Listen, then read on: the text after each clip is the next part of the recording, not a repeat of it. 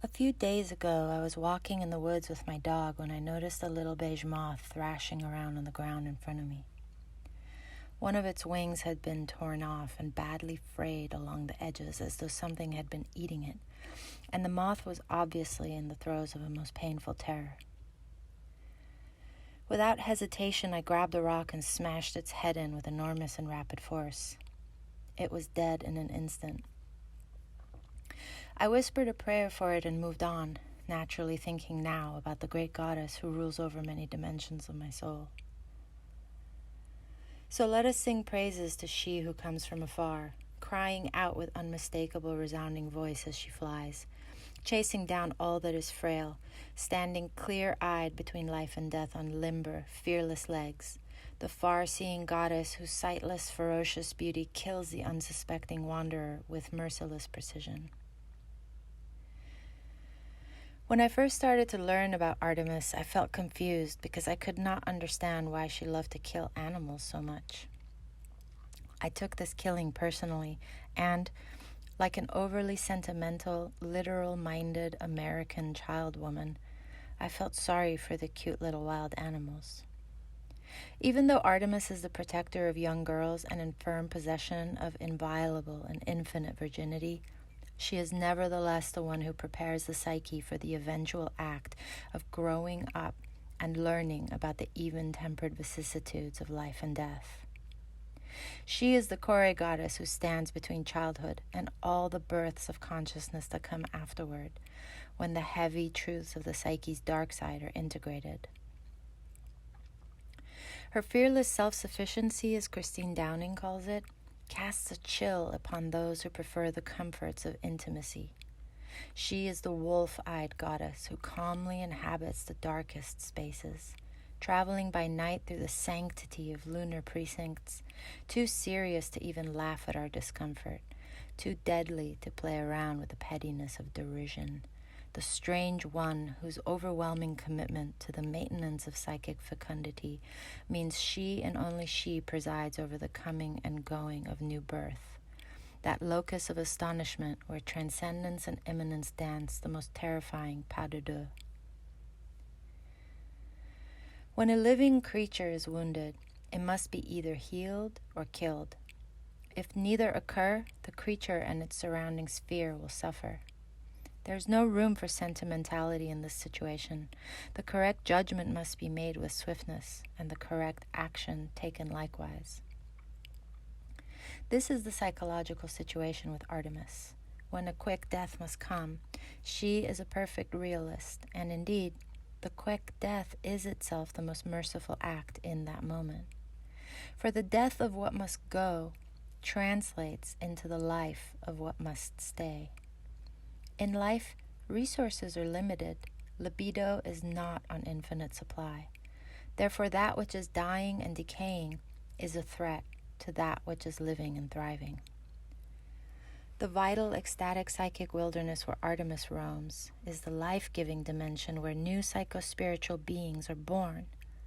The dead must give way to the living. Sentimentality is a form of childishness that impedes this necessary transmutation of death into life. And yet, when it comes to our complexes, we tend to take the sentimental approach. We want to coddle our wounds and wrap them up in little blankets, take them out for ice cream. We spend endless hours tending to their never-ending needs, their ever-growing demands. We let our complexes decay and decay until the stench of their old bodies sing foreboding lullabies to us each night. And even then, we can't let go. We can't bring ourselves to grab a rock and smash their heads in without wincing in fear. We always want to talk about our problems. We tell and retell the infinitely winding stories of our complexes to each other over and over. We find therapists and healers and shamans to talk to, and again, we endlessly repeat the he said, she said stories of our relational human lives.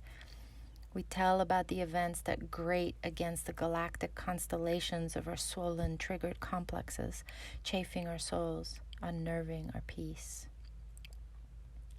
We partake in modern rituals, secretly hoping that a magic spell will rid us once and for all of everything that ails us, so that we can dive into the heavenly consumer dimensions with gusto and enjoy all that life has to offer without any further interruptions or rude awakenings. But what does Artemis say about dealing with complexes? What is the single most identifying feature of this mercurial and deadly serious goddess? It is her solitude.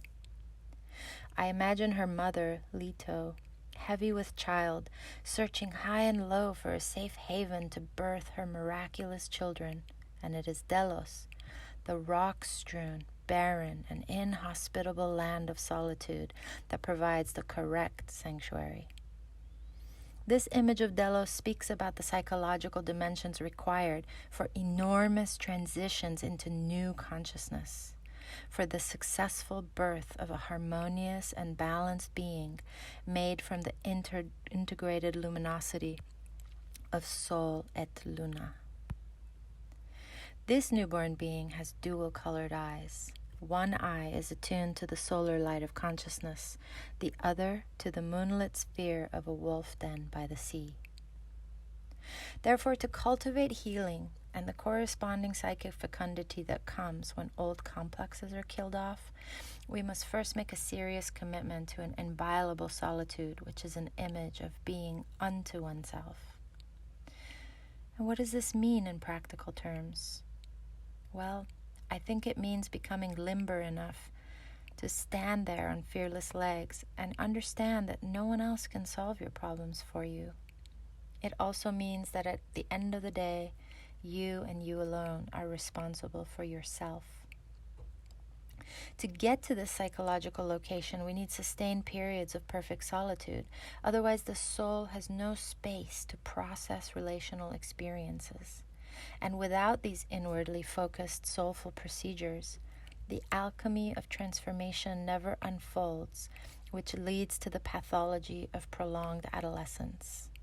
What seems to me a uniquely American phenomenon currently on display from sea to shining sea. After Artemis is done for the day protecting the wild fecundity of the psyche from the deadly decay of antiquated complexes, she heads over to Mount Olympus where, together with her twin brother Apollo, she gets the party going.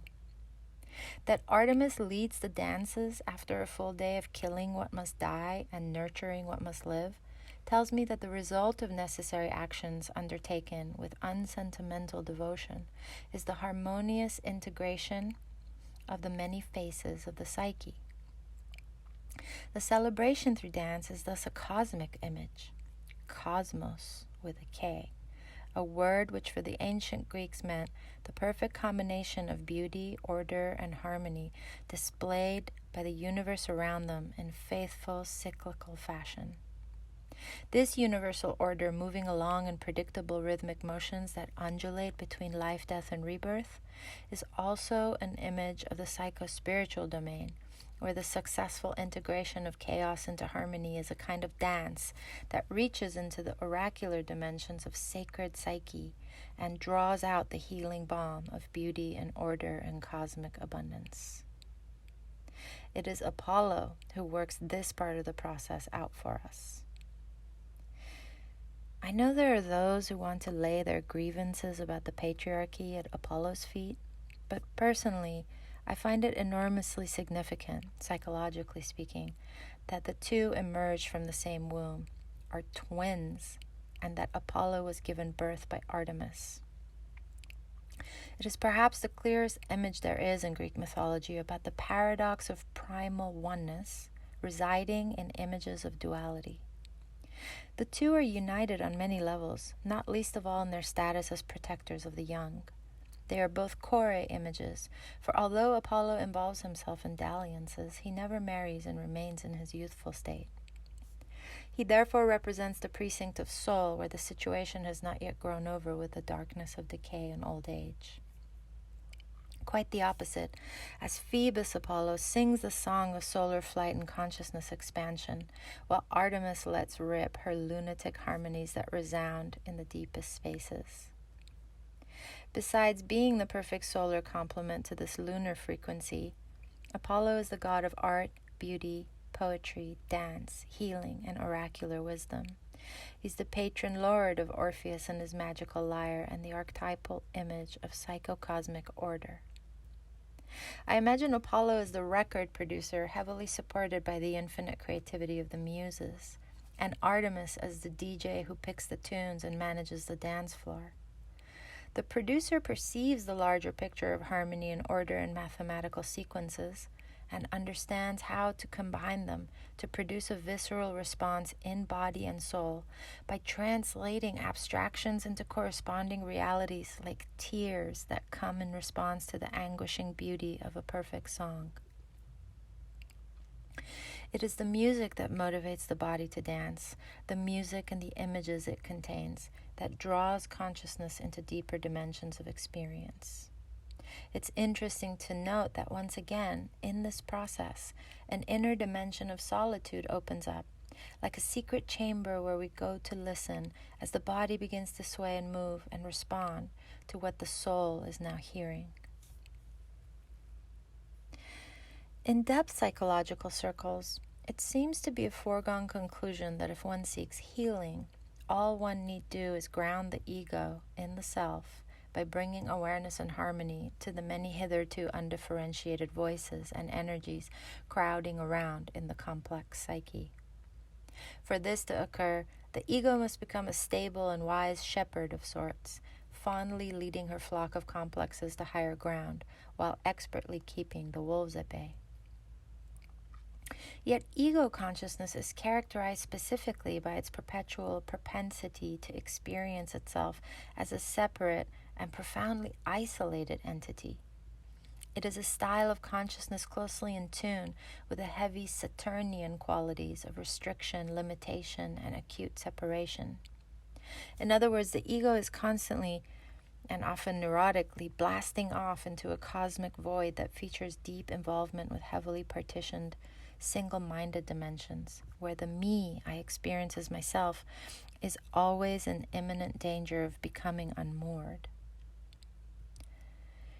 This space of derailment is a psychocosmic nursery where the baby stars of future complexes and neuroses are cultivated and birthed.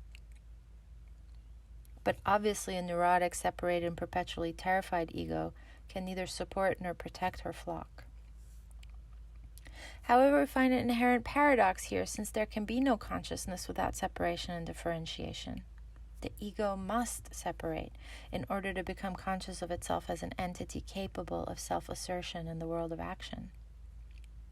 This paradox therefore suggests that an ability to sustain separation and connection at the same time must be cultivated.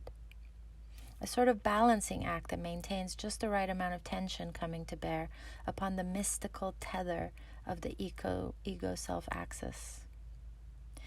You could call this balancing act by another name. You could call it a dance. It seems to me that Apollo is an archetypal image symbolizing the visionary and oracular dimensions of experience that gave rise to artistic expression, which is always harmonious and orderly. Even the glorious paintings of superlative abstract expressionists like Cy Twombly and Jean-Michel Basquiat still incorporate within them principles of balance and harmony and order, without which any work of art would fall flat. Anytime chaotic ideas are purposely invoked in art, they still have balance and order in them. It is not possible to have chaos without order. It's not possible to separate them, ever. I therefore feel that Artemis and Apollo represent this dual structure composed of necessary dynamics that ultimately generate healing. First, destructive complexes are hunted down and destroyed with merciless precision and serious-minded, far-seeing honesty. This opens the door to oracular visions of profound self-knowledge, which in turn give way to expressions of artistic truth and harmony in dance, in music, in art, in poetry. An immortal dance between separation and connection portrayed by this twinship ensues. For when we see through the dual-colored eyes of Sol et Luna, we naturally choreograph the dance of oracular healing in our lives. When Psyche is instructed to enter the underworld and retrieve some beauty cream for Aphrodite, she is also warned not to allow her tender little child woman heart to stop for every person that cries for help down there. She must bring offerings for the threshold guardians, but she must get about her business with focus and determination. She must not tarry or get too involved with Persephone by sitting face to face with her at the table. The message is clear. No becoming heavily related to anyone or anything in the underworld. Get in, accomplish your task, and get out. I think this is an instructive story about the way we use time and about the space between being a child and becoming a self-sufficient adult. Apollo and Artemis are both charged with ferrying the prepubescent into this kind of self-sufficient adulthood, which is why their images suggest that a proper combination of psychological elements associated with each results in a sense of well-being and accomplishment, symbolized by the great cosmic dance on Mount Olympus. I would argue that this early shift into self-sufficient adulthood is missing in our culture. Few parents these days underwent the journey, so they in turn don't know how to teach their kids how to grow up. I would imagine that killing, skinning, cooking, and eating a rabbit when you're 9 years old would be maybe a traumatic experience for many kids today. But would it not also teach them about the serious and deadly reality of life and death? Which is better, to wander through life with eyes wide shut in perpetual danger of being triggered by the inconvenient truth of reality?